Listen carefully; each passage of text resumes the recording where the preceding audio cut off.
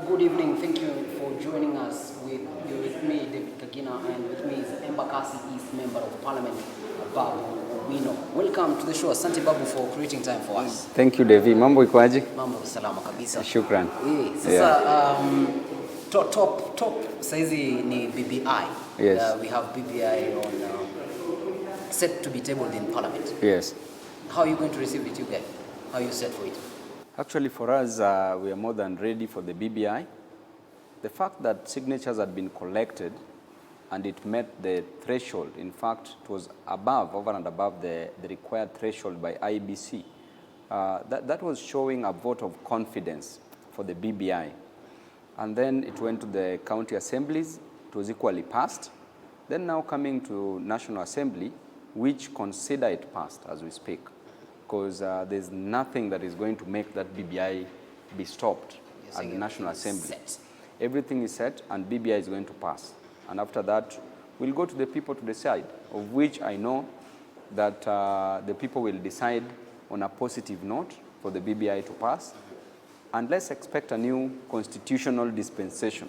Ever since the handshake, we've had instances of Jubilee Party having divisions within itself. Could you say the handshake was a means of dividing Jubilee from the inside? Handshake wasn't meant to be a tool. Handshake was a unifying factor. President is a symbol of national unity.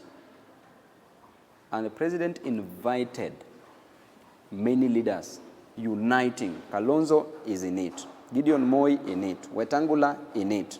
Mudavadi in it. Babu Owino in it. Baba in it. What's wrong with this other one person? Which means there's some fishiness here. So this person is a person who's looking at his personal interest. And it reminds me of an economist called Adam Smith.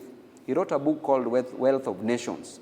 He said, it is not by the benevolence of the butcher, nor the brewer, nor the chef, that we get our dinner, but it is by their own selfish interest that we get that dinner.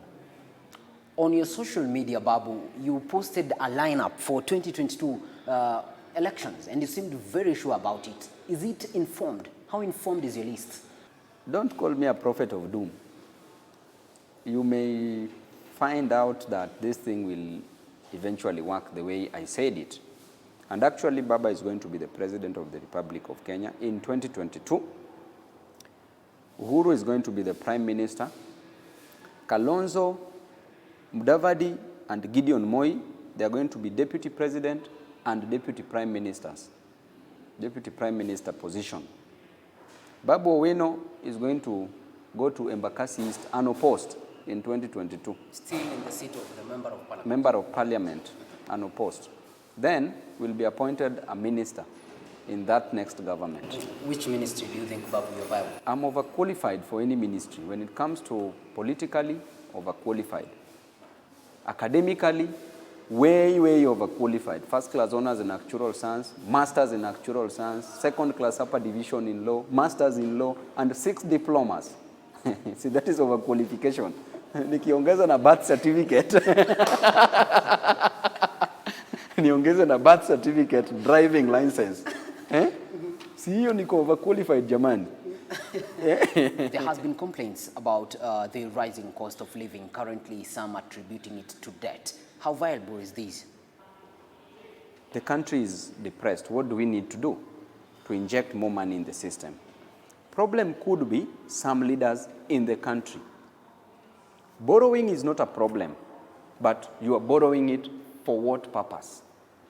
Under the theories of consumption in economics again, there's one theory called full life cycle hypothesis.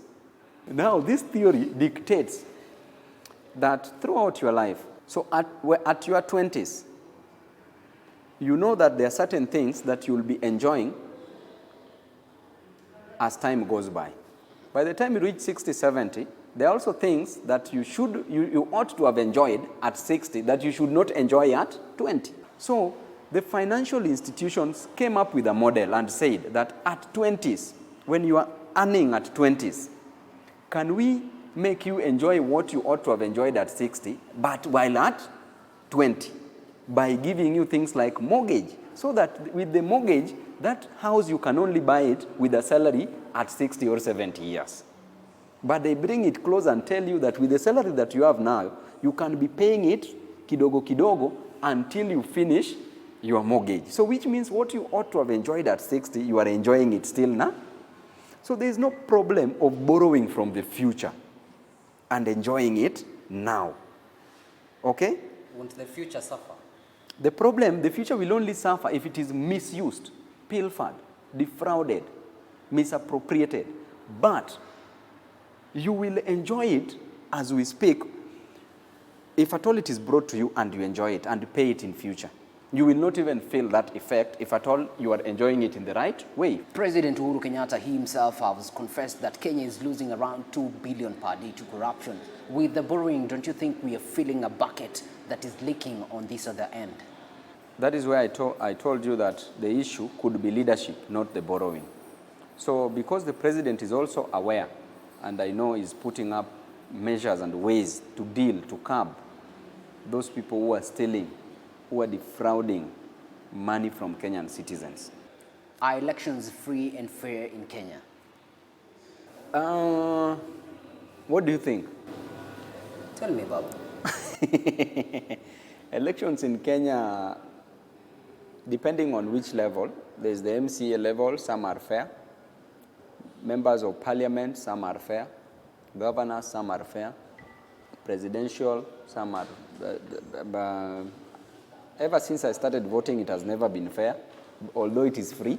You have said since you started voting, elections have never been fair. I have faith in the next election. Do you have faith in the IEBC? There are only 3 commissioners. We are going to add around 4. Yeah, so everything will be well. As we speak, things are going to be well. You are very sure. We are putting up measures to ensure that elections will be free and fair. Thank you, Babu, for making time for us. Now, that was Embakasi Member of Parliament Babu Owino, and that's all we had for you here. I'm David Kagina.